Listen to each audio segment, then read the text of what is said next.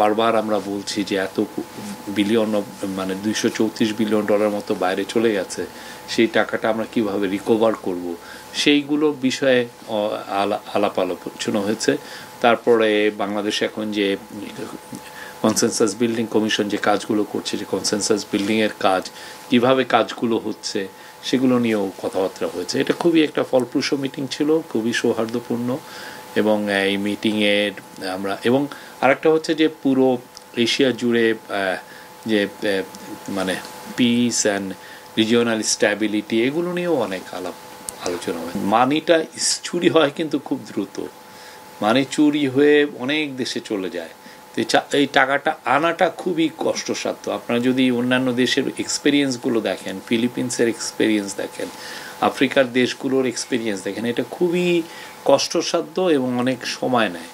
তো সেই জন্যই তো আমরা চাচ্ছি যে খুব তাড়াতাড়ি একটা জায়গায় যেতে। সেই জন্যই দেখেন এই চিফ অ্যাডভাইজারের যে আজকে যে উনি যে আসার সময় উনি কিন্তু অ্যান্টি করাপশন কমিশনের যে চেয়ারম্যান ওনার সঙ্গী হয়েছেন। তারপরে বাংলাদেশ ব্যাংকের গভর্নর ওনার সাথে সফর সঙ্গী হয়েছেন। ওনারা এসে ওনাদের মতো করে অনেকগুলো মিটিং করছেন। আজকে যেমন চিফ অ্যাডভাইজার এই অ্যান্টি করাপশন কমিশনের চেয়ারম্যান এবং বাংলাদেশ ব্যাংকের গভর্নর ওনারা জয়েন্টলি এখানে মিটিং করেছেন ন্যাশনাল ক্রাইম এজেন্সির সাথে। ন্যাশনাল ক্রাইম এজেন্সি এগুলোর ক্ষেত্রে খুব ভালো, ওদের এক্সপার্টিস আছে, কিভাবে এই যে টাকাটা যে এসে পড়লো এই টাকাটা কিভাবে ট্রেল ধরা যায়, আইডেন্টিফাই করা যায়, কোথায় যে ঠেকলো কিভাবে, বা এটার যদি কোনো অ্যাসেট এখানে থাকে সেটাকে কিভাবে অ্যাটাচ করে দেওয়া যায়, মানে জব্দ করা যায়। সেই জন্য অলরেডি কিন্তু ওরা 2টা মুভ নিয়েছে, ব্রিটিশ পত্রিকায় এসছে। তো তাদের সাথে একটা খুব ভালো রকমের ডিসকাশন হয়েছে।